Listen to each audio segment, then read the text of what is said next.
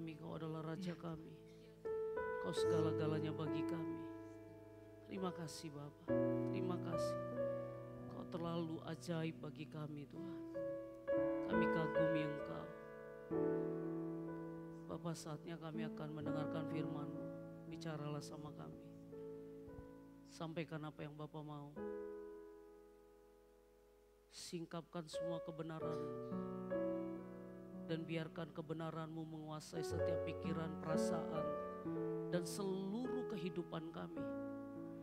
Dan kami berdoa biar firman-Mu yang terus menerangi setiap langkah kehidupan kami. Urapi hamba-Mu, di bawah kolong langit ini tidak ada nama lain yang disembah kecuali nama Yesus. Kau menjadi pusat perhatian yang ditinggikan di tempat ini. Terima kasih Bapa, terima kasih. Kami buka hati kami sepenuhnya untuk firman. Di dalam nama Yesus kami doa dan ucap syukur. Amin. Baik Bapak Ibu, Shalom. Ya, hari ini saya menggantikan Ibu Elisa, seharusnya yang khotbah, tapi Ibu Elisa masuk ke rumah sakit, mengalami sakit, dan waktu itu saya diminta untuk menggantikan. Tapi saya percaya Tuhan adalah Tuhan yang hari ini yang akan terus bekerja dan berbicara sama kita, amin. Hari ini kita akan belajar satu tema firman Tuhan. Judulnya adalah Allah di atas semua Allah.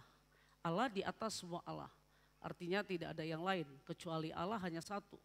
Ya seperti lagu tadi, satu-satunya yang kuandalkan. Saya berharap kebenaran ini bisa memerdekakan kita, kebenaran ini bisa membuka pemikiran kita, perasaan kita, dan seluruh kehidupan kita. Sehingga apapun yang kita lakukan lahir dari sebuah pengenalan akan Allah.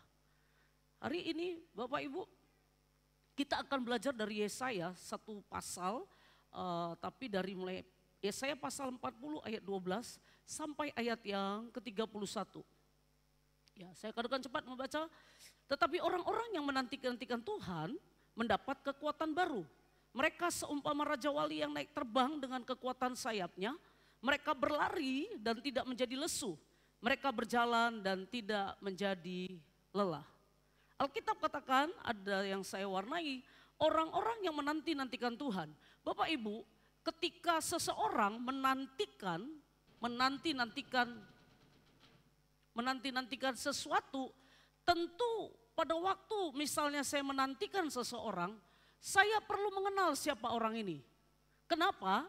Karena penantian saya akan menentukan seberapa sabarnya saya menunggu orang tersebut.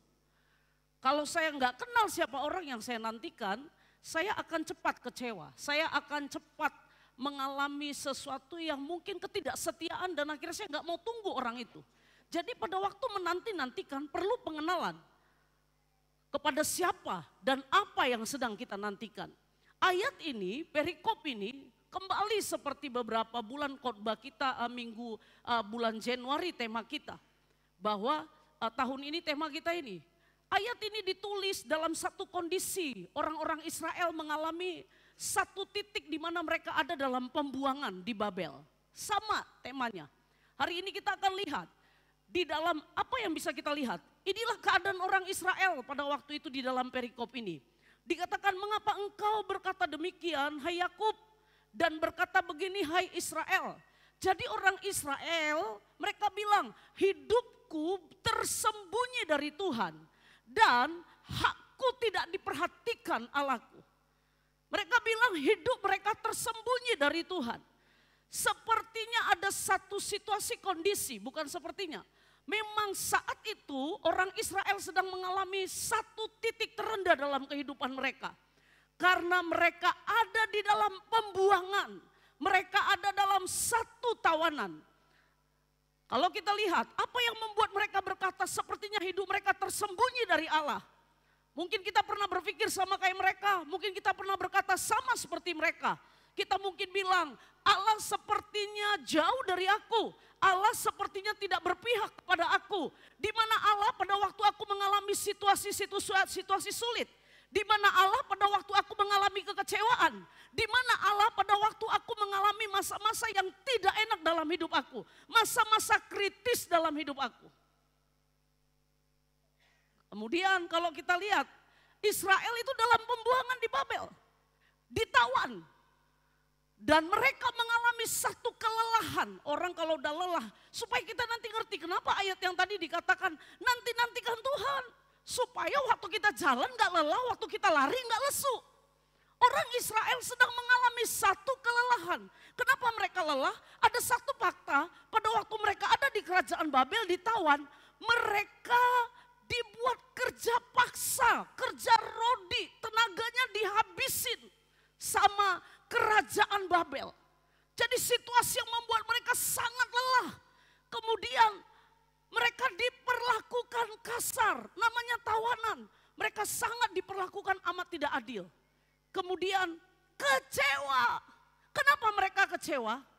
Karena mereka berpikir bahwa Allah yang mereka sembah, Allah yang membawa mereka keluar dari tanah Mesir menuju tanah Kanaan, Allah itu sudah membiarkan mereka dan membiarkan mereka ada di dalam satu kerajaan Babel, ada dalam satu tawanan, diperbudak, dikalahkan pada waktu itu.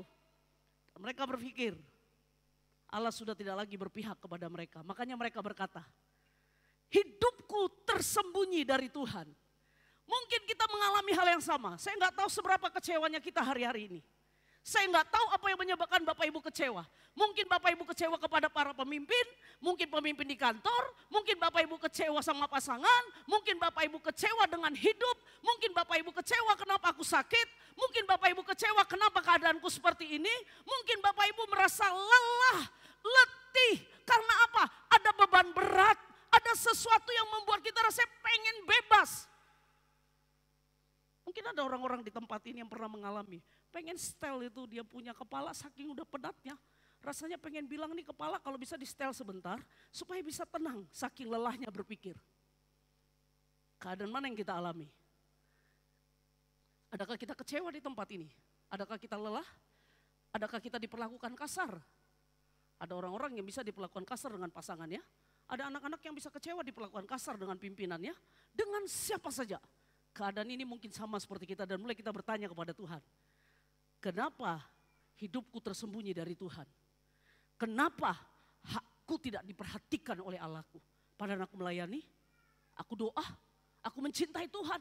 Aku umat Tuhan, orang Israel ini umat Tuhan. Umat kesayangan Tuhan, Israel itu artinya umat kesayangan Tuhan. Tapi mereka seolah-olah berkata, hak mereka tidak diperhatikan oleh Allah. Apa yang kita alami hari-hari ini? Bapak Ibu, dalam keadaan seperti itu, coba kita lihat di ayat yang ke-12. Nabi Yesaya dalam satu kondisi umat dalam keadaan kecewa, umat dalam keadaan lelah, capek, umat dalam keadaan putus harap. Nabi memberi sebuah penghiburan, Nabi Yesaya. Kalau kita baca dari pasal yang 40 ayat yang ke-12. Kita akan lihat, Nabi sedang memperkenalkan bahwa Allah yang engkau sembah hanya karena engkau ada di dalam kecewa, hanya engkau ada di dalam mungkin pembuangan, dia tidak sedang meninggalkan engkau. Dia tidak pernah berubah kesetiaannya. Nabi bilang begini di ayat yang 12. Dia memperkenalkan Allah, memberikan satu penghiburan. Mungkin alat-alat ilustrasinya saya bisa minta. Bisa minta semuanya? Oke. Ya, saya akan memberi beberapa ilustrasi Bapak Ibu supaya kita gampang mencernanya. Ya, saya bukan sedang mau jualan. Tapi saya mau kita membuka, nanti kita akan gampang dan akhirnya saya berharap kita akhirnya kagum kepada Kristus. Betapa hebatnya Kristus yang kita sembah, yang kita tinggikan. Supaya kita tidak lagi memuji Tuhan sepertinya kita menganggap bahwa Tuhan tidak berpihak kepada kita. Dan akhirnya kita tidak sanggup, kita berkata aku gak pantas untuk memuji dia. Karena hidupku, hakku tidak diperhatikan oleh Allahku. Hari ini Nabi bilang gini, siapakah yang menakar air laut dengan lekuk tangannya?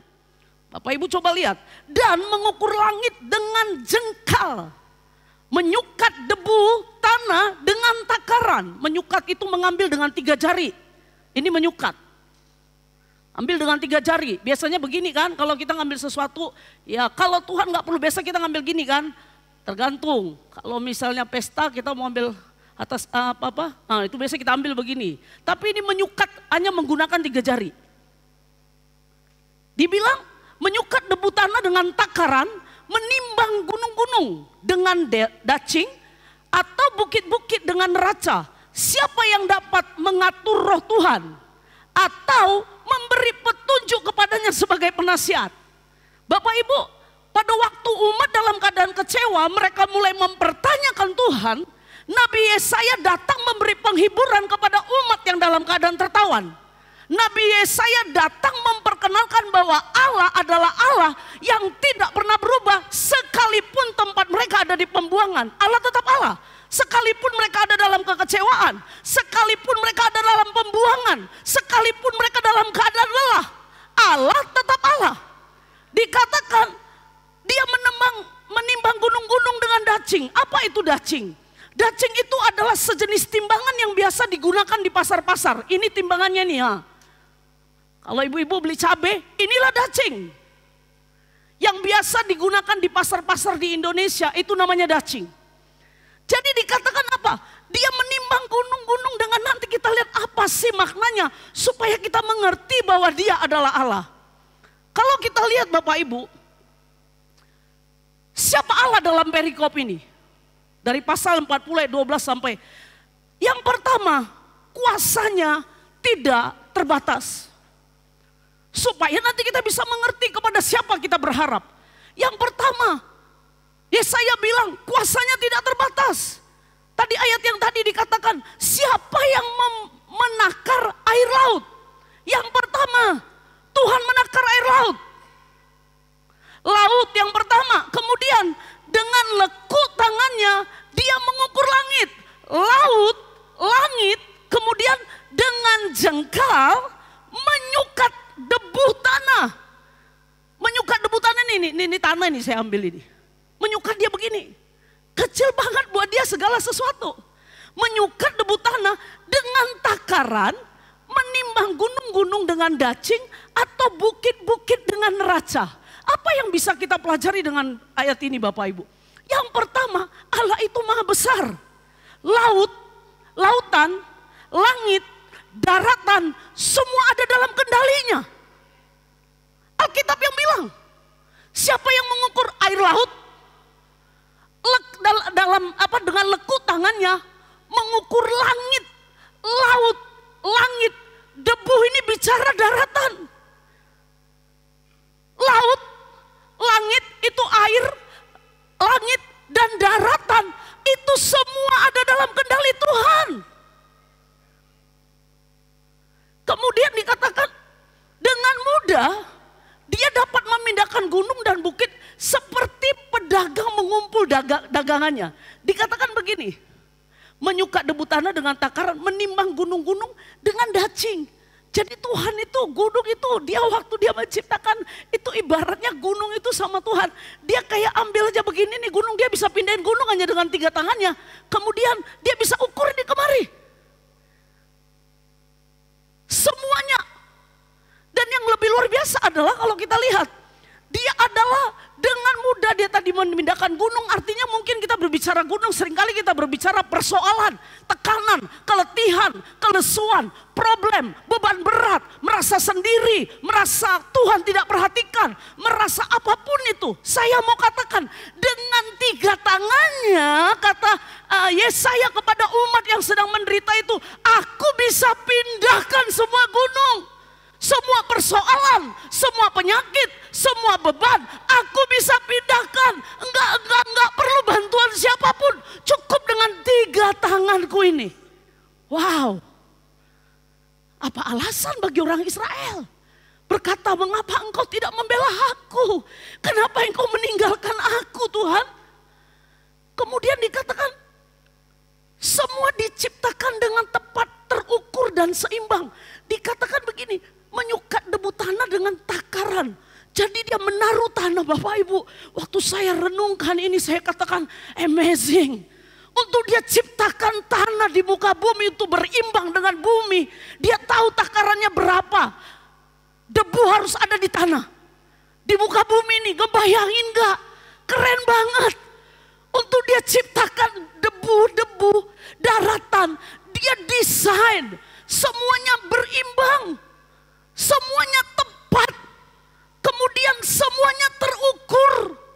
Kemudian semua seimbang. Dikatakan apa? Bukit-bukit kemudian menimbang gunung-gunung dengan dacing. Artinya pada waktu dia ciptakan gunung, dia buat berimbang. Bagaimana caranya air, gunung, bukit, laut, semua bisa berimbang. Seolah-olah dia menimbang, dia punya. Saya waktu baca ini, dia bisa menimbang ini supaya bumi, air, laut, semuanya bisa berimbang. Sehingga orang enggak berlebih air sehingga kita tenggelam. Orang enggak kelebihan daratan sehingga kita kekeringan. Tuhan enggak pernah kekurangan untuk menciptakan langit seperti apa, bulan, bintang, matahari dia desain. Berapa meter harus dari berapa kilometer dari muka bumi. Dia semuanya desain dengan begitu ajaib. Kenapa orang Israel harus berkata, kenapa Tuhan meninggalkan aku? Nabi perlu ngomong itu. Ya saya bilang begitu. Dia timbang. Berapa gunung, kita gak pernah kelebihan gunung. Ngebayangin kalau Tuhan adalah Tuhan yang sangat mungkin dia terbatas. Tadi tema kita adalah dia adalah Allah, gak ada yang lain. Gak ada yang lain. Pas gunung dia buat. Laut pas, air pas, darat pas, bukit-bukit pas, semua pas. Gak ada yang berlebih. Sehingga kita harus ditenggelamkan oleh air. Sehingga kita harus ditenggelamkan oleh gunung-gunung. Semuanya pas. Dia tahu mendesain seperti apa kehidupan kita. Dia tahu percis apa yang pas buat kita. Dia tahu percis. Karena dia adalah Allah, segala Allah. Selanjutnya kita lihat. Arahkanlah matamu ke langit. Arahkanlah matamu ke langit dan lihatlah siapa yang menciptakan semua bintang itu dan menyuruh segenap tentara mereka keluar sambil memanggil nama mereka sekaliannya. Satu pun tiada yang tak hadir. Oleh sebab apa? Dia maha kuasa dan dia maha kuat. Amin. Dia sanggup, dia panggil apa saja. Bapak Ibu dengar baik. Dia Allah, Allah segala Allah. Dia melebihi apapun. Dia melebihi persoalan kita. Dia melebihi kekecewaan kita. Dia melebihi setiap kelelahan kita. Dia melebihi segala penyakit kita. Kenapa? Karena dia adalah Allah segala Allah. Dia Tuhan. Dia mengerti sebagaimana dia harus melakukan apapun yang dia ciptakan. Semua rapi dia desain. Ngebayangin gak? Hidung saya ngebayangin ini. Kalau misalnya hidung saya lubangnya di atas. Kira-kira apa jadi masalahnya Bapak Ibu? Tiap hari ada hujan saya harus, kita saling. Tapi dia harus buat di bawah supaya apa? Tepat semuanya. Saya mikir keren banget Tuhan yang saya sembah. Dia begitu luar biasa. Dia begitu hebat. Bahkan dikatakan dia maha kuasa, dia maha kuat. Dengar baik Bapak Ibu. Kalau hari-hari ini Bapak Ibu mungkin ada penyakit, ada kekecewaan, ada masalah. Dia hebat daripada masalahmu. Yesus lebih hebat daripada semua problemmu. Yesus lebih hebat dari semua penyakitmu. Karena dia Allah. Dia Tuhan. Amin. Selanjutnya Bapak Ibu. Ayat 14. Kepada siapa Tuhan meminta nasihat? Untuk mendapat pengertian. Dan siapa yang mengajar Tuhan untuk menjalankan keadilan? Atau siapa mengajar dia pengetahuan dan memberi dia petunjuk supaya ia bertindak dengan pengertian? Kepada siapa? Apa yang kita bisa pelajari dari yang kedua? Siapa Allah? Hikmatnya tidak terpahami. Dia adalah sumber hikmat. Satu-satunya sumber hikmat. Dia punya hikmat. Dikatakan kepada siapa Tuhan meminta nasihat, tidak perlu dia minta nasihat sama siapapun. Bapak Ibu, setinggi apapun pendidikan kita, sehebat apapun latar belakang pendidikan kita, dengar baik. Tuhan tidak bisa engkau atur dengan pendidikanmu yang tinggi. Kenapa? Dia tidak perlu apapun dari kita. Kenapa? Dia adalah Allah. Dia Tuhan. Selanjutnya dikatakan di dalam Korintus 2 ayat 7. Tetapi yang kami beritakan ialah hikmat Allah. Hikmat Allah yang tersembunyi dan rahasia. Yang sebelum dunia dijadikan telah disediakan Allah bagi kemuliaan kita. Jadi dikatakan yang kita beritakan itu adalah hikmat Allah.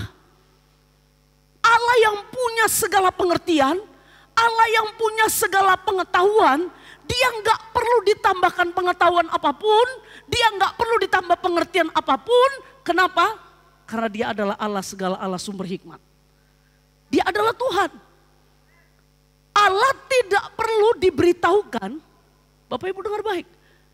Allah itu tidak perlu diberitahukan atau dibantu atau diberi saran dalam melakukan kehendaknya. Kemudian dia tahu dengan sempurna. Sekali lagi saya katakan, Allah nggak perlu diberitahukan, kemudian atau dibantu untuk apa? Atau diberi saran dalam melakukan kehendaknya. Bapak Ibu nggak perlu bantu. Kalau Tuhan mau sembuhkan kita, mau melepaskan kita dari kelelahan, nggak perlu strategi manusia karena apa? Dia adalah sumber pengetahuan dan hikmat. Bapak Ibu nggak bisa bilang, oh nanti harus ditumpang tangan dulu. Dengar baik, dia sumber pengetahuan, dia sumber hikmat. Dia nggak perlu dibantu dengan tumpang tanganmu. Kalaupun kau menumpang tangan kepada seseorang, itu hanya mau menurunkan kuasanya bagi banyak orang. Bukan kita sedang menambahkan dengan tumpang tangan akan lebih mujarab. Atau kita dengan mungkin harus dengan goyang-goyang akan lebih mujarab. Enggak Bapak Ibu, dengar baik. Engkau nggak perlu bantu Tuhan untuk Tuhan menyatakan kemuliaannya. Engkau nggak perlu bantu Tuhan menambahkan sesuatu kepada dia. Kenapa? Karena dia memang Allah.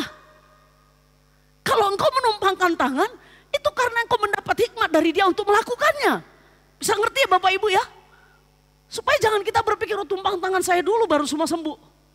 Harus saya dulu yang berdoa baru kelar. Tuhan gak perlu dibantu. Sama sekali dia gak perlu dibantu. Gak perlu ditambahkan apapun di dalam dia. Ayat yang ke-15. Sesungguhnya bangsa-bangsa adalah seperti setitik air dalam timba. Dan dianggap seperti, saya bisa minta tisu tolong Yes. Ya, so, thank you Yes. Panas sekali ya. Oke, sesungguhnya bangsa-bangsa adalah seperti setitik air dalam timba dan dianggap seperti sebutir debu pada neraca. Sebutir debu pada neraca. Kemudian sesungguhnya pulau-pulau itu tidak lebih daripada abu halus beratnya. Saya akan nanti sampaikan Bapak Ibu ilustrasinya. Apa yang bisa kita pahami? Bahwa segala bangsa di dunia tidak ada apa-apanya dibanding dia. Bangsa apapun, kumpul semua bangsa, enggak ada yang bisa dibanding ya sama Tuhan. Kemudian jika semua digabungkan itu tadi semua digabungkan, bangsa-bangsa digabungkan, kemudian semua digabungkan, semua bangsa di bumi yang besar dan perkasa, raja-raja hebat, yang kaya, pulau-pulau yang jumlahnya besar. Kalau mau bersama-sama, jika mau bersaing dengan Tuhan, semuanya itu seperti apa? Setitik air dalam timba, debu pada neraca, dan abu halus. Nanti kita lihat apa maksudnya. Tadi dikatakan dari ayat ini kita mau lihat beberapa hal. Seperti sebutir debu. Bapak Ibu, orang-orang tadi dikatakan di ayat yang tadi, kalau kita berpikir siapakah Allah? Kita berpikir wah ada orang-orang kaya, ada orang-orang, ada raja-raja, ada penguasa-penguasa, ada bangsa-bangsa yang kita mau saingkan dengan Allah. Kita pikir dengan deposito kita banyak di sana itu lebih hebat daripada semuanya. Saya mau dikatakan Alkitab, seperti sebutir debu. Ini sebutir debu Bapak Ibu. Ini saya ambil nih sebutir debu.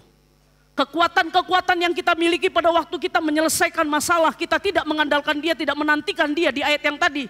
Itu sama seperti debu dalam timbangan. Gak bergerak sama sekali. Saya waktu baca ini, semua kekuatan kita pada waktu kita mengalami problem, kita mengalami penyakit, kita tidak menantikan dia, kita mencoba dengan kekuatan kita. Kita mencoba dengan kekuatan kita, dengan kekayaan kita, dengan semua hikmat kita, dengan semua pengertian kita. Kata Alkitab itu seperti debu ditaruh di neraca. Gak bergerak sama sekali nih neraca, Bapak Ibu lihat nih. Ini timbangannya gak beres kali ya, bergerak dia. Gak bergerak sama sekali. Ini saya taruh ini, anggap aja di situ, saya taruh nih. Gak bergerak sama sekali Bapak Ibu. Apa yang mau kita andalkan, apa yang mau kita sombongkan. Berkumpul pun seluruh raja-raja yang kaya dikatakan itu seperti debu di dalam neraca. Di dalam timbangan. Kemudian apa? Tidak menambah berat apapun pada timbangan. Apalagi semuanya tidak menambah apa-apa pada kesempurnaannya. Dan kemahacukupannya. Apapun itu. Tadi dikatakan seperti debu. Kemudian saat Allah hendak mengerjakan sesuatu, Allah tidak memandang bantuan ataupun perlawanan. Bapak Ibu dengar baik, pada waktu Bapak Ibu mengalami pencobaan, pada waktu Bapak Ibu seperti orang Israel mengalami pembuangan, Bapak Ibu mungkin berkata, aduh Tuhan seperti aku, kau tinggalkan aku, engkau tidak memperhatikan aku. Dan Bapak Ibu mulai karena merasa sepertinya Bapak Ibu pernah mengalami fase-fase di mana pada waktu Bapak Ibu mungkin kehilangan kekuatan, mungkin coba berdoa, doa itu kayaknya mental aja sampai kayaknya balik lagi, coba lagi berdoa, coba dengan lagu yang paling sedih, mencoba dengan semua cara. Tapi rasanya seperti Tuhan itu jauh banget. Karena apa kata Alkitab? Semua kekuatan kita itu seperti debu dimasukkan di dalam neraca. Gak ngefek, gak ngaruh. Kita bisa ibadah di tempat ini. Bisa, tapi kalau kita tidak mengerti siapa Allah yang kita sembah, kita bisa pulang. Sama sekali kita tidak menambah apapun dalam kehidupan kita. Selanjutnya, betapa kecil dan tidak berharganya dunia. Namun saya mau katakan, tadi dikatakan kalau kekuatan kita itu sama seperti debu dan sama seperti abu. Ini saya ambil abu, abu di dalam neraca. Abu pun, abu itu dikatakan gampang dia, terbuang. Ini memang gak abu. Ya maafkan saya Kak Mas Ria bikin jorok ini. Ya. Bapak Ibu, saya mau katakan seperti debu, seperti abu. Hari ini, siapa yang menjadi andalan kita? Saat kita mengalami satu pembuangan, mungkin kita sepertinya tadi saya katakan, sepertinya kita rasa jauh sekali pertolongan Tuhan dari kita.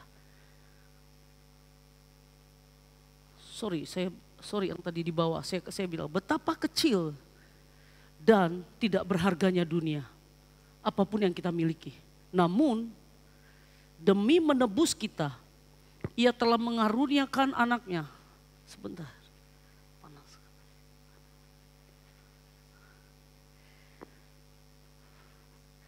Betapa kecil dan tidak berharganya dunia. Tadi saya bilang debu, semua kekuatan kita, semua kekayaan yang kita andalkan, dikatakan betapa kecil dan tidak berharganya dunia. Namun demi menebusnya, Ia telah mengaruniakan anaknya yang tunggal. Dengan baik Bapak Ibu. Kita yang tadi mungkin kita berpikir kita punya kekuatan, kita punya segala-galanya. Dan dikatakan itu seperti debu, dikatakan seperti abu. Tapi Tuhan yang adalah Tuhan yang tadi mereka ada di dalam pembuangan. Mereka seperti ditinggalkan seorang diri. Sepertinya Tuhan tidak membela hak mereka. Tapi untuk itulah Yesus datang ke dunia ini. Dia datang gak bisa dengan cara-cara karena semua kekuatan kita itu seperti debu, seperti abu, seperti tadi dikatakan air yang ditaruh itu seperti timba, air setitik air yang ditaruh di timba. Itu seperti ini kekuatan kita. Nah ini satu titik aja dikatakan. Gak ada ngaruhnya Bapak Ibu, satu titik air yang ditaruh di timba kata Alkitab. Gak ada yang bisa menyelamatkan umat dari perbudakan. Gak ada yang bisa membebaskan umat dari setiap tekanan, dari setiap kekecewaan, dari setiap kelelahan. Mungkin ada banyak kita mengalami kelelahan, keletihan. Dan sepertinya kita mau mencoba berjuang dengan cara-cara kita. Ternyata kita temukan kekuatan kita itu seperti debu, seperti abu. Kemudian mungkin seperti air satu titik yang ditaruh di timba. Tapi Bapak Ibu dengar baik. Kita yang terbatas itu, dia datang. Dia mengasihi kita. Sampai dia mati di atas Kalvari. Kita yang lemah ini, kita yang debu ini, kita yang abu ini. Dia sampai mati di atas Kalvari. Dia pengen bebaskan kita dari perbudakan. Dia pengen bebaskan kita dari kekecewaan. Dia pengen bebaskan kita dari kelelahan. Enggak bisa dengan kekuatan kita. Enggak bisa dengan kekayaan kita. Enggak bisa dengan semua kehebatan yang kita miliki. Pengertian, pengetahuan, pendidikan yang tinggi. Enggak bisa membebaskan kita. Hanya satu karya yang bisa membebaskan dia. Kita semua. Yaitu kematiannya di atas Kalvari. Alkitab katakan di dalam Yohanes 3 ayat 16. Kita baca bareng-bareng Bapak Ibu. Kita baca bareng-bareng. 1, 2, iya. Karena begitu besar kasih Allah.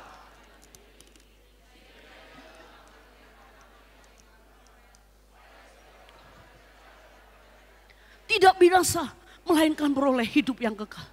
Bapak Ibu, saya nggak tahu hari-hari ini apa sih yang membuat kita bilang, aku punya sesuatu yang sulit aku lepaskan. Aku merasa hakku tidak diperhatikan oleh Tuhan. Mungkin engkau berkata, Tuhan gak adil sama aku. Tuhan hanya berpihak kepada orang-orang tertentu. Mungkin kita kecewa, saya nggak tahu apa yang menyebabkan kita dengan kekecewaan, membuat kita kecewa. Adakah kita kecewa dengan kehidupan ini? Adakah kita kecewa dengan pasangan hidup? Adakah kita mungkin kecewa dengan hal-hal yang membuat kita rasanya kita hopeless dan kita berkata, Tuhan, aku merasa bahwa Engkau meninggalkan hakku. Mungkin ada penyakit di dalam tubuh kita dan penyakit ini kita berpikir ini akan terus menerus tertinggal di dalam tubuh kita. Kita udah coba semua cara dan kita berpikir semuanya buntu. Dengar baik Bapak Ibu. Ada satu pribadi yang akan bisa membebaskan kita, melepaskan kita semua itu. Tidak ada pribadi yang lain. Dia adalah Allah segala Allah. Dia mati di atas Kalvari. Dia berikan dirinya di atas kayu salib. Dia katakan selesai. Semua penyakit, semua kelemahan, semua kekecewaan, semua kutuk. Dia katakan di atas Kalvari, finish, semua udah selesai. Karena begitu besar kasih Allah akan dunia ini. Sehingga dia mengaruniakan anaknya yang tunggal. Supaya Bapak Ibu dan saya mengalami kebebasan. Supaya Bapak dan Ibu mengalami kesehatan. Supaya Bapak dan Ibu mengalami sukacita. Lepas dari semua yang membebani kita. Sehingga kita mengalami kelelahan. Kita nggak ngerti harus buat apa. Rasanya mentok, di sini mentok, di sini mentok. Kita mulai lelah. Hari ini dia nggak kurang pengertian, dia nggak kurang hikmat, dia nggak kekurangan kekuatan, dia nggak kekurangan karena semua dia yang desain. Laut, daratan, bumi, semua keteraturan dia yang membuat. Karena dia Allah. Kisah Para Rasul 4 ayat 12. Kita baca bareng-bareng, dua iya. Dan keselamatan siapapun juga selain di dalam dia. Sebab di bawah kolong langit ini tidak ada nama lain yang diberikan kepada manusia yang olehnya kita dapat diselamatkan. Bapak Ibu, gak ada yang bisa menyelamatkan kita. Gak ada yang bisa. Karena dialah Allah segala Allah. Gak ada yang bisa menyelamatkan kita. Dialah satu-satunya jalan dan kebenaran dan hidup. Dikatakan di bawah kolong langit ini tidak ada nama lain, tidak ada Allah lain. Saya mau bilang sama kita, Yesus yang kita sembah yang mati di atas Kalvari, dia bukan datang untuk agama Kristen. Dia bukan datang untuk agama tertentu. Dia bukan datang untuk orang-orang tertentu. Tapi saya mau katakan dia datang untuk semua suku bangsa. Dia datang untuk semua orang. Dia bukan datang untuk orang Kristen. Dia datang untuk semua suku bangsa. Karena dialah jalan kebenaran dan hidup. Tidak ada yang lain. Hanya dia yang bisa menyelamatkan umat Israel dari perbudakan. Dialah satu-satunya di bawah kolong langit ini. Tidak ada nama lain yang bisa menyelamatkan. Kecuali nama Yesus yang sudah mati di atas Kalvari. Amin. Sebabnya hari ini, setiap kali hari Minggu, Bapak Ibu ingatlah bahwa ini adalah kita merayakan kebangkitan. Kebangkitan Kristus. Karena Kristus sudah bangkit mengalahkan maut. Seharusnya perayaan pada waktu kita menyembah Allah, kita menyembah dengan pengertian, dengan pengenalan, menantikan nanti kita akan lihat, menantikan satu pribadi yang kita perlu mengenal siapa yang sedang kita nantikan. Gak sekedar kata orang, tapi kita kenal, kita tahu siapa Allah yang memanggil kehidupan kita. Amin. Dia adalah Tuhan, dia adalah Raja, satu-satunya juru selamat. Di ayat yang ke-16 dikatakan, Libanon tidak mencukupi bagi kayu api dan marga satwanya tidak mencukupi bagi korban bakaran. Segala bangsa seperti tidak ada di hadapannya. Mereka dianggapnya hampa dan sia-sia saja. Bapak Ibu, kenapa dikatakan Libanon? Ada dua di situ, kayu dan marga satwa. Di Libanon pada waktu orang memberi mezbah, di Libanon itu ada dua yang paling banyak. Yang pertama itu kayu aras yang biasa dipakai mezbah. Yang kedua di Libanon biasanya untuk membangun mezbah itu di Libanon itu banyak binatang yang mereka bisa pakai untuk memberikan korban bakaran bagi Tuhan. Korban persembahan mezbah bagi Allah dibangun. Jadi kenapa dikatakan Libanon tidak mencukupi? Libanon yang banyak kayu aras, di Libanon tuh banyak kayu aras yang dipakai biasa untuk membangun mezbah. Kemudian banyak binatang yang dipakai untuk disembeli untuk membangun mezbah. Dikatakan itu pun tidak mencukupi. Kenapa? Kalau kita melihat semua pelayanan jemaat tidak dapat menambah apapun kepada Tuhan. Dengar baik Bapak Ibu. Semua penyembahan jemaat, semua uang yang Bapak Ibu kasih kepada Kristus, dengar baik kata Alkitab, tidak menambah apapun kepada Tuhan. Apapun. Kenapa? Karena memang dia Allah. Dia nggak perlu ditambah dengan apapun. Kalau engkau memberikan korban syukur, memberikan korban mezbah, kalau engkau mengambil pelayanan di gereja, bukan karena engkau merasa engkau sedang memberikan sesuatu kepada Allah. Tapi karena rasa syukurmu. Mezbah yang kau bangun karena rasa syukur. Kalau ada orang bilang, udah syukur aku mau melayani. Siapa elu? Sehingga saudara berkata, syukur aku melayani.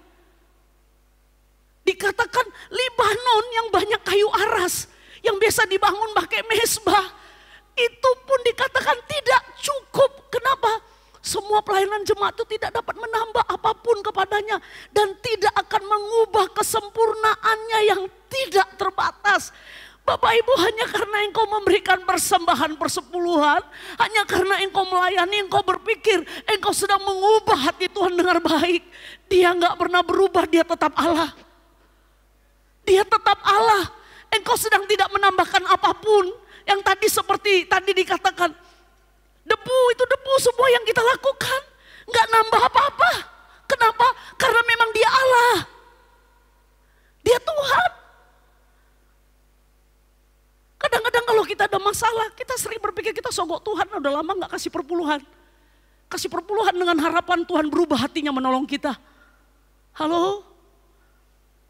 Jemaat lakukan itu karena engkau rasa syukur, kau kenal siapa Allah. Engkau Tuhan, engkau pantas menerima yang terbaik dari hidupku. Karena engkau pun sudah beri yang terbaik untuk aku. Sampai engkau mati di atas Kalvari. Aku ini cuma debu, aku ini bukan siapa-siapa. Tanpa Tuhan aku ini bukan siapa-siapa.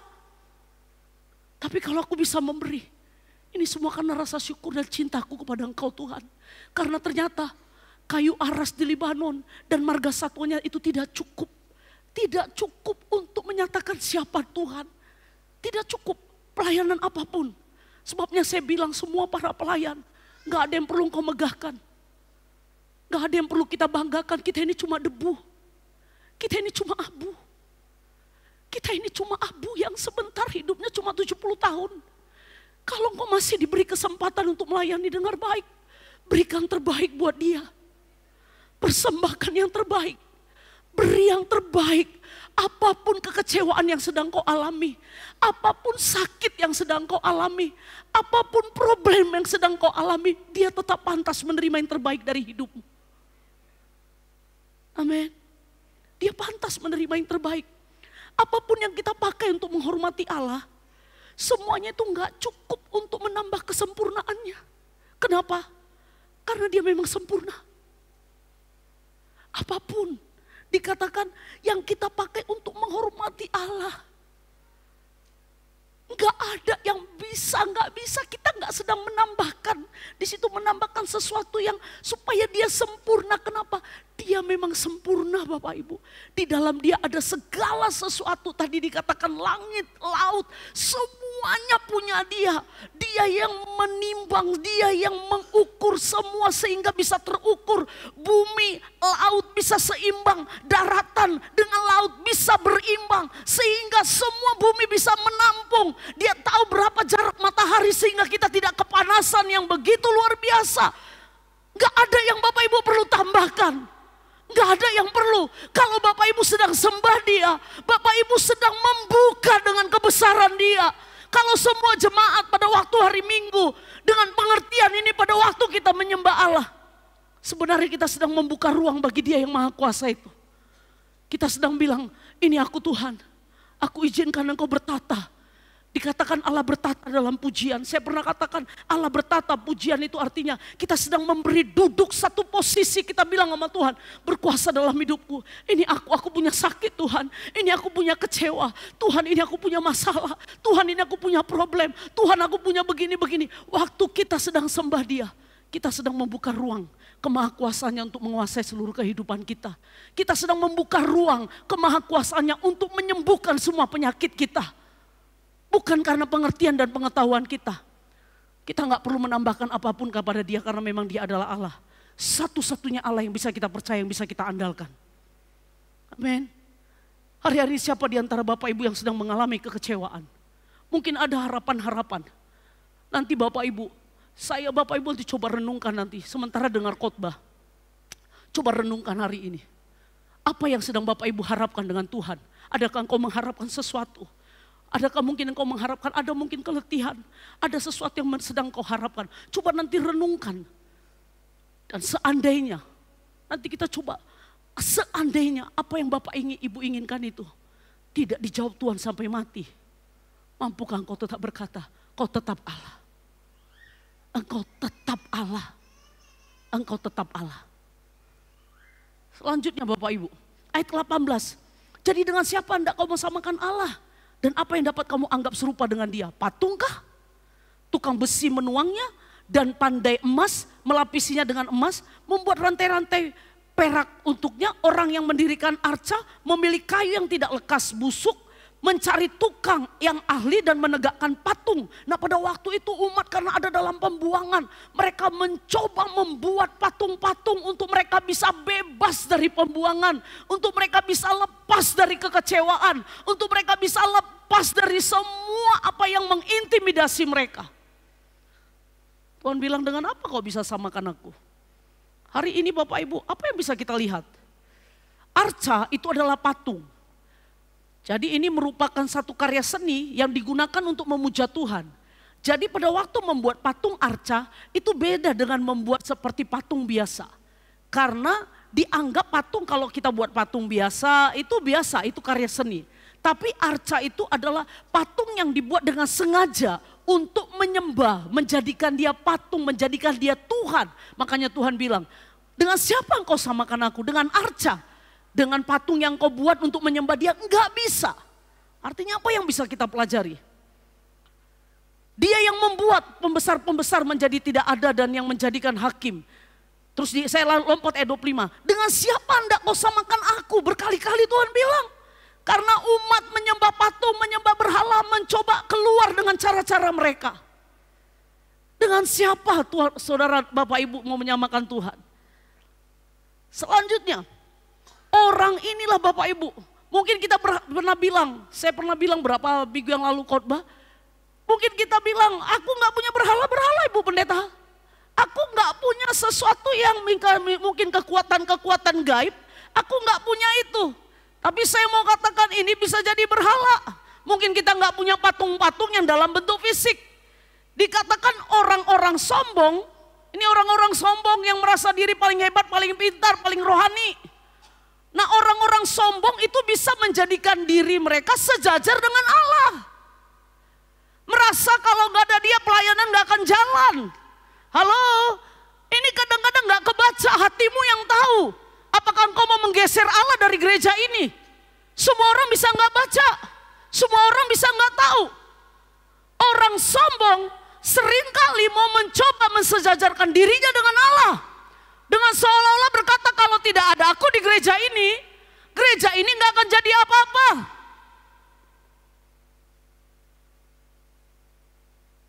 Kita yang tahu seberapa sering kita mensejajarkan diri kita dengan Allah dengan kesombongan kita. Kita berpikir bahwa kita ahli di sini, kita lebih jago dari orang lain. Orang sombong mensejajarkan dirinya dengan Allah, ini adalah berhala. Wah, kalau nggak ada gua persekutuan nggak kelar, nggak jalan, nggak keren. Ada aku baru persekutuan hidup. Kalau aku yang numpang tangan baru sembuh. Orang sombong ini salah satu arca patung yang kita bangun, kesombongan. Mensejajarkan diri dengan Allah, kemudian apa lagi? Orang tamak. Mungkin Bapak Ibu bilang, oh aku tidak menyembah patung. Orang tamak, rakus, selalu merasa kurang, menjadikan uang sejajar dengan Allah. Orang akan menjadi seperti apa yang dia sembah. Kalau engkau menyembah uangmu, hari-hari hidupmu 1 kali 24 jam, semuanya uang, uang, uang. Sukacitamu ditentukan seberapa banyak uangmu. Kalau engkau nggak ada uang, kau susah memuji Tuhan. Kalau engkau nggak ada uang, kau nggak mau datang ke gereja. Kalau engkau nggak ada uang, nggak mau beribadah. Kalau engkau nggak ada uang, engkau nggak mau datang pelayanan.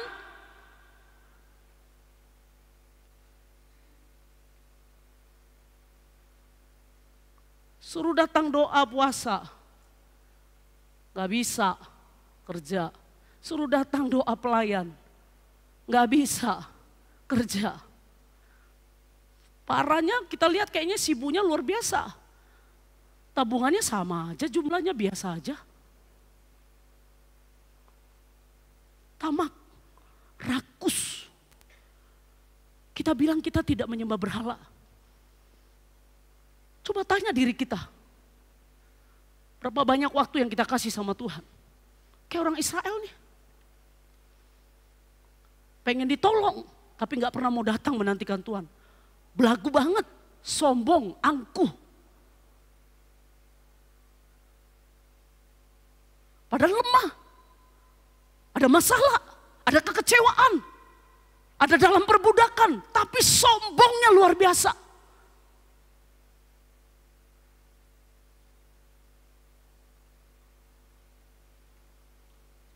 Angkuhnya luar biasa. Anehnya masih tetap merasa dia adalah rohaninya oke. Ini orang paling luar biasa nih sombongnya. Tapi bilang dia gak nyembah berhala. Masih bisa melayani. Hidupnya semuanya uang dan uang. Semua yang tidak menguntungkan dia. Dia gak akan mau lakukan. Gak mau rugi. Kenapa? Karena tamak itu adalah dewamu. Rakus engkau tidak pernah merasa cukup. Rasa cukup itu cuma ada di rasa syukur, bukan jumlah. Seberapa hebat engkau mampu bersyukur, itu yang membuat engkau cukup. 1 miliar pun saya kasih sama Bapak Ibu. Dengar baik, itu belum tentu cukup. Sebentar tuh habisi 1 miliar. Tapi rasa cukup itu ada cuma di dalam kemampuanmu mengakui Allah. Makasih Tuhan, kalau hari ini aku punya 10.000, kalau aku punya 20.000, kalau aku punya 100.000, kalau aku cuma bisa makan telur. Makasih Tuhan, kau tetap Tuhan satu-satunya. Gak akan merubah kesetiaanku. Karena dia Tuhan. Rakus. Orang-orang yang hidupnya, bagaimana engkau mau mengenal Allah? Seluruh hidupmu engkau orientasikan kepada duit dan duit dan duit. Rakus. Apapun yang kita nilai tinggi dan cintai, ini artinya berhala. Atau takut masa depan. Kita mencintai uang. Mungkin kita mencintai anak-anak melebihi Tuhan.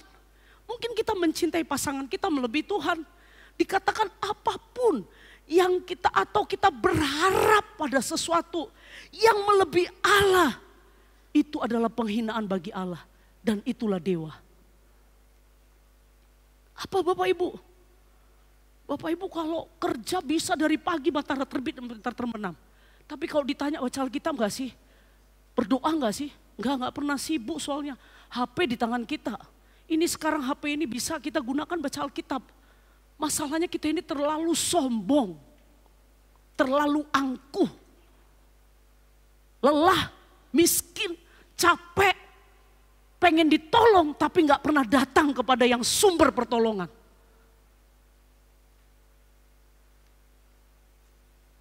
Hari ini, Bapak Ibu, saya mau ajak kita ayo kenali dia. Kalau semua orang di tempat ini kenali dia, saya percaya rasa hormat di gereja ini akan berbeda. Gak akan pernah ada orang terlambat datang ke gereja. Gak akan ada pernah orang datang persekutuan. Tidak akan ada pernah orang datang ke doa puasa terlambat. Ini jemaat ini ada sekitar 250. 50% aja datang doa puasa. Kalau engkau gak bisa doa puasa karena kerja, datang doa malam. Pagi nggak bisa, siang doa puasa di sini jam 2. Doa jemaat jam 7 malam. Mungkin kok nggak bisa siang kerja, oke lah Sabtu. Ada Sabtu, ada hari Kamis jam 7 malam. Itu pun ngomong sibuk. Sombong nggak sih? Ada doa pelayan. Wih, banyak banget doa. Ada menara doa 24 jam. Sombongnya luar biasa, tapi ngomong aku gak punya dewa. Rakusnya luar biasa, cari duit terus. Padahal Alkitab bilang, kasih Tuhan Allahmu dengan segenap hatimu, segenap kekuatanmu, dengan semua yang kita punya. Sekali lagi saya bilang, Bapak Ibu saya bukan gak butuh uang. Enggak. Tapi saya mau bilang, rasa cukupmu ada pada waktu engkau datang dengan syukur kepada Tuhan. Engkau tetap sembah dia, makasih Tuhan. Makasih aku punya uang 10.000, makasih.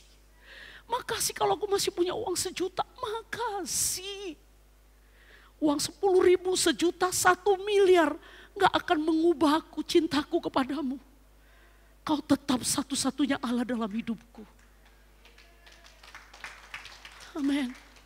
Kau satu-satunya Allah.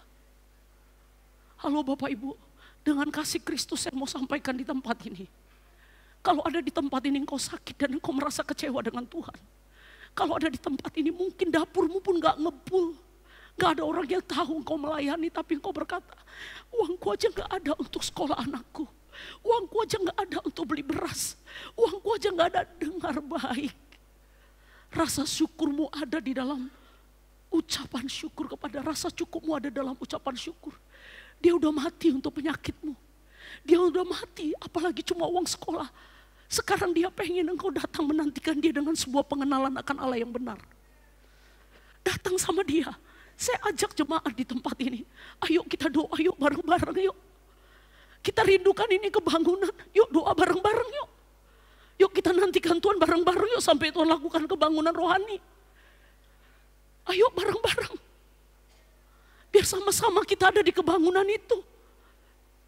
Ayo semua singkirkan kesombongan. Jabatan-jabatan buat saya gak perlu mau jabatan saya pendeta atau tidak. Selama masih ada dia saya gak pernah ragu dengan hidup ini. Saya akan sedih marah kalau saya tahu Tuhan tidak lagi bersama saya. Kalau saya gak punya apa-apa, bagi saya tidak kehilangan apa-apa pun selama ada dia. Yuk kita bareng-bareng, saya ajak kita doa puasa. Saya ajak kita doa hari Kamis, doa pelayan. Semua para pelayan, please saya ajak dengan rendah hati. Karena dialah, apapun yang kita punya itu seperti debu. Pengetahuan, pengertian, semuanya.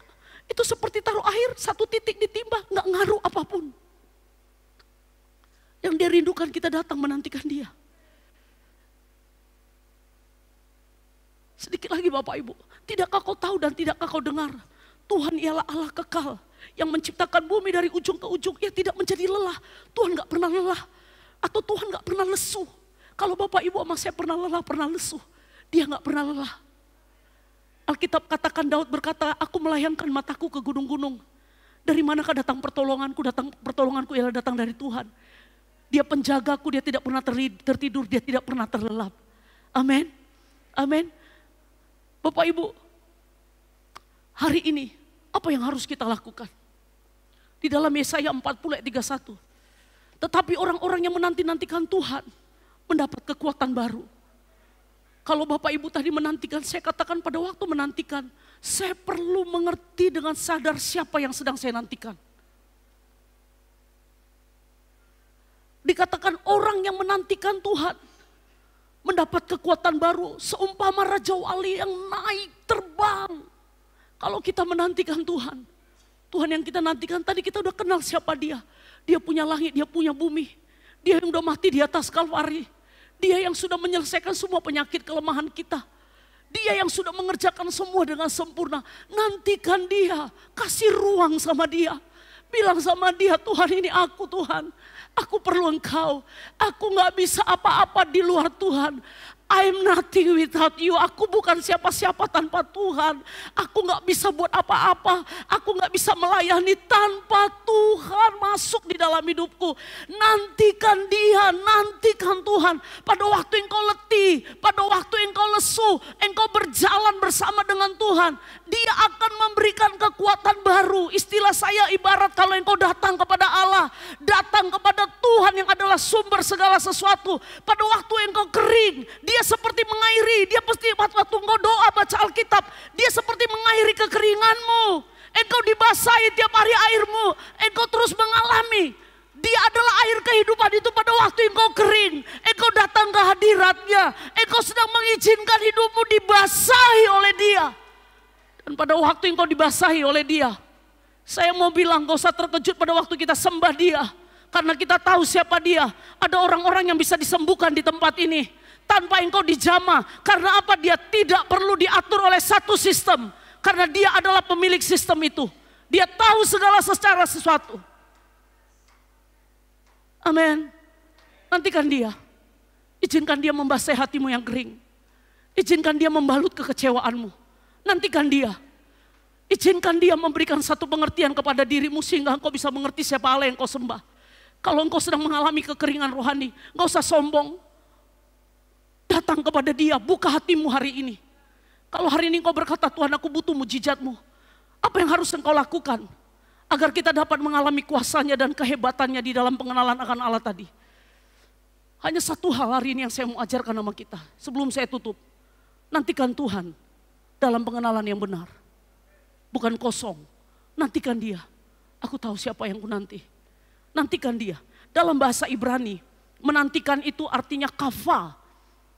Kafa itu artinya wait confidently. Menunggu atau menanti dengan penuh keyakinan dan kepastian. Jadi kalau dikatakan nantikanlah Tuhan, engkau sedang menunggu. Engkau sedang menanti-nanti kepada sesuatu yang kau sedang percayai, yang sedang kau kenal. Dia adalah Allah pencipta langit. Jadi pada waktu engkau menantikan Tuhan, saya mau bilang orang yang bisa menantikan Tuhan itu dengan baik itu adalah hanya orang-orang yang bisa mengenal dia.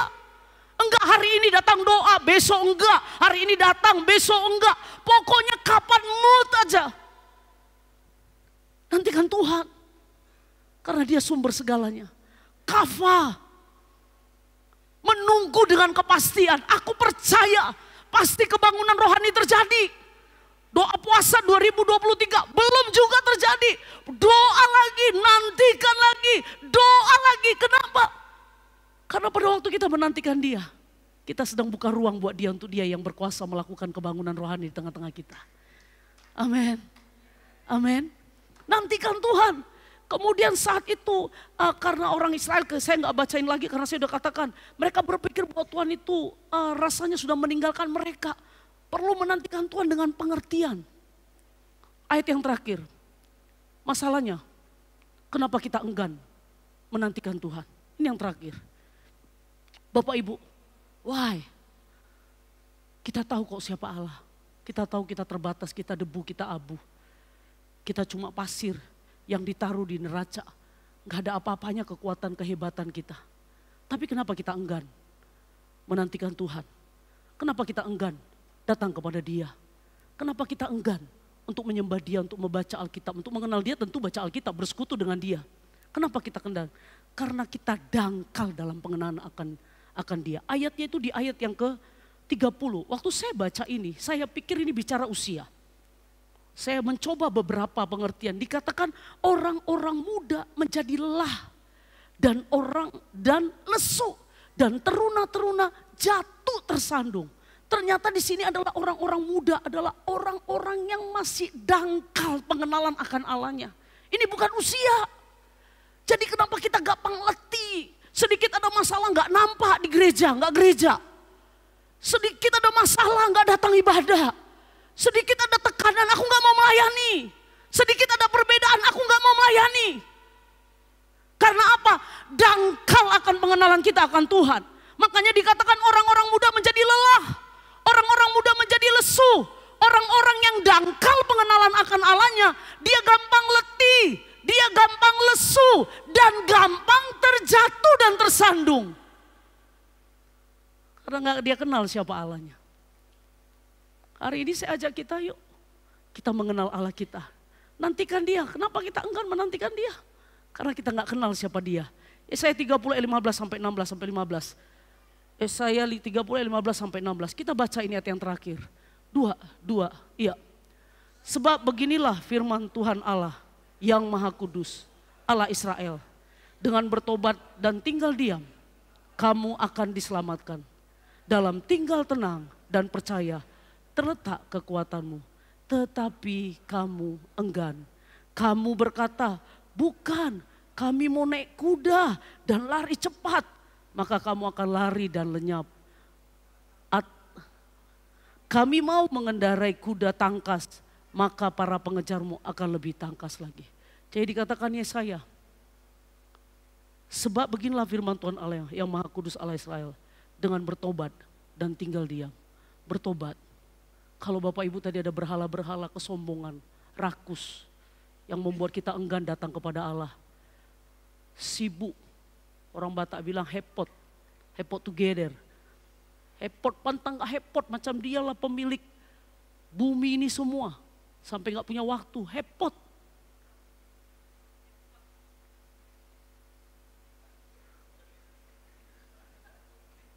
Alkitab katakan, dengan bertobat, ayo kita bertobat. Kita sama-sama, saya pun bertobat. Bapak Ibu jangan pikir saya juga gak bertobat, ada banyak hal dalam hidup saya. Bertobat dan tinggal diam. Kemudian apa? Kamu akan diselamatkan dalam tinggal tenang menantikan Tuhan. Disitulah apa terletak apa? Kekuatanmu.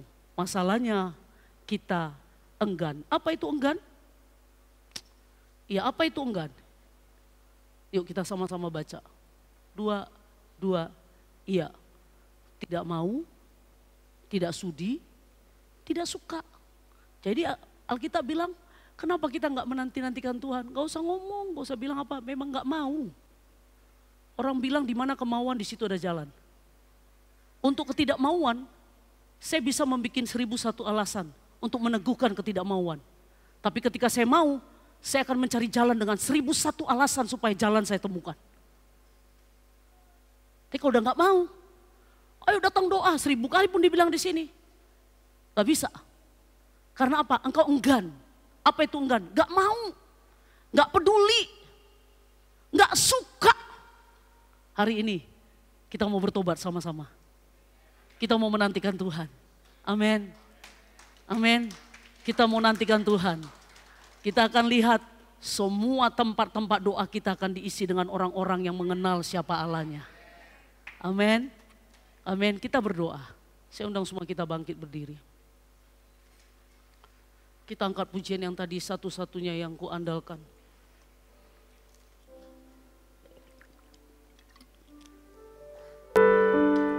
Hari ini Bapak Ibu, saya nggak tahu apa yang membuat kita kecewa.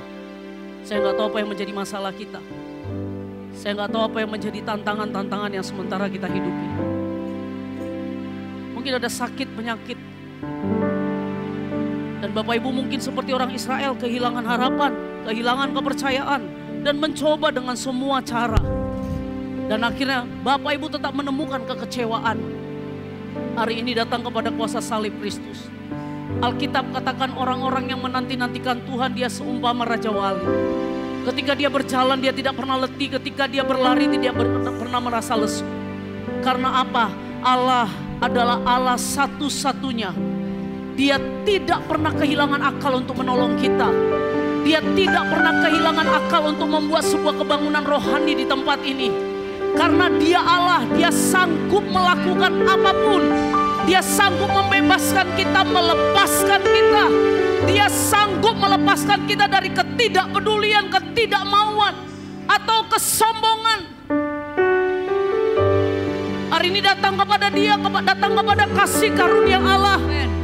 Katakan, hanya Engkau satu-satunya yang kuandalkan. Hanya Engkau satu-satunya yang kupercaya. Yesus yang adalah Tuhan. Satu-satunya yang kuandalkan.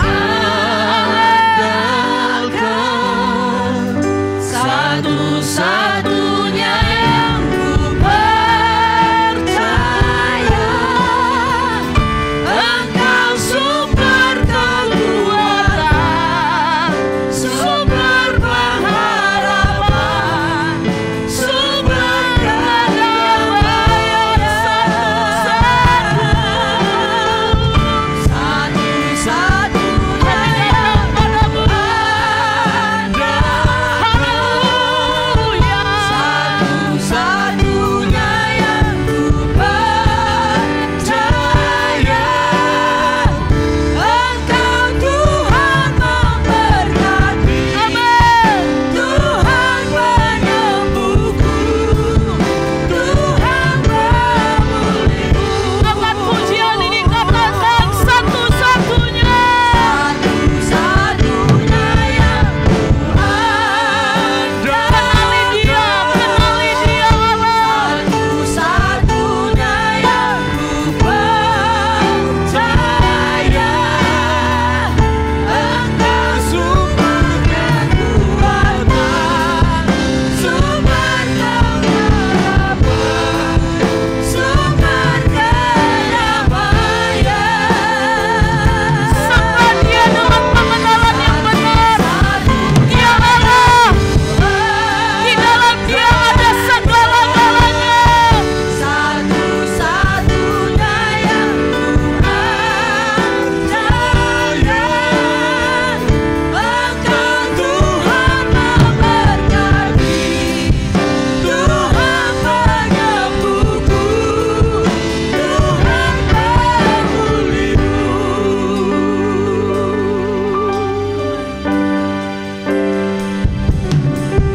Engkau Tuhan yang setia.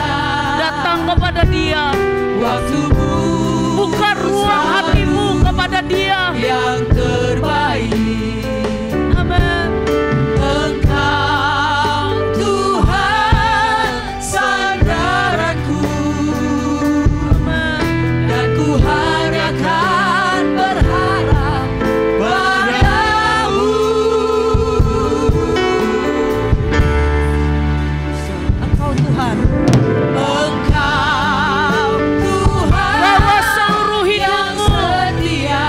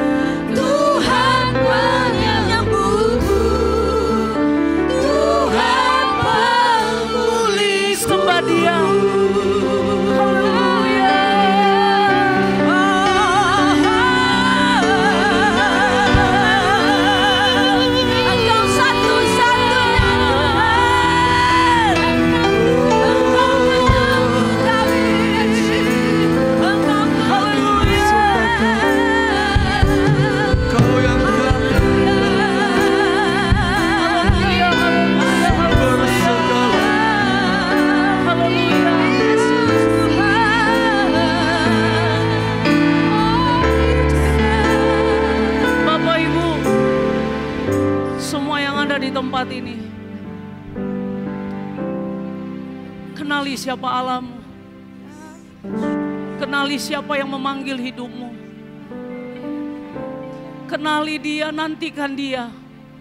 Hari ini kalau di tempat ini, saya nggak tahu, mungkin ada di antara Bapak Ibu sedang mengalami satu kekecewaan yang sangat amat dalam, membuat Bapak Ibu sulit untuk melihat siapa Tuhan yang sesungguhnya.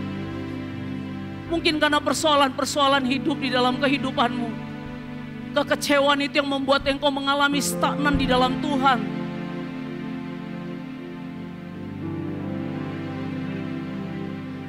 Mungkin engkau ada mengalami problem-problem di dalam kehidupanmu.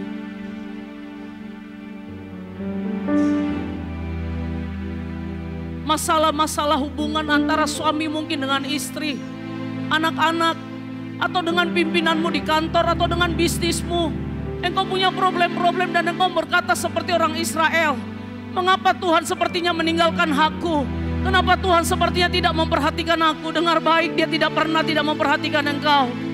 Sampai dia mati di atas Kalvari karena engkau berharga bagi dia. Dia sangat mencintai engkau, dia sangat mengasihimu. Kalau ada di tempat ini engkau sakit dan mungkin engkau merasa, kenapa Tuhan tidak membela aku? Kenapa Tuhan sepertinya tidak berpihak kepada aku? Dan itu yang membuat engkau mulai berhenti menantikan dia. Engkau tidak mau lagi datang kepada dia. Engkau tidak mau lagi mengenal dia. Engkau tidak punya waktu lagi untuk membaca Alkitab. Dan engkau berkata, aku sepertinya sudah kehilangan kekuatan. Engkau mengalami keletihan. Engkau mengalami kelesuhan. Karena tekanan-tekanan hidup yang kau alami. Hari ini dia adalah sumber kedamaian. Dia adalah Allah segala Allah. Dia mau tolong hidupmu. Dia mau mencintai engkau. Dia mengasihi engkau. Datang kepada dia. Buka ruang untuk dia di hatimu. Buka ruang untuk dia untuk menolong engkau. Katakan, Tuhan ini aku. Tuhan tolong aku. Bantu aku. Lepaskan aku dari semua yang membelenggu, yang mengikat aku. Kalau selama ini aku enggan datang kepada engkau, entah karena apapun itu, hari ini aku mau bertobat.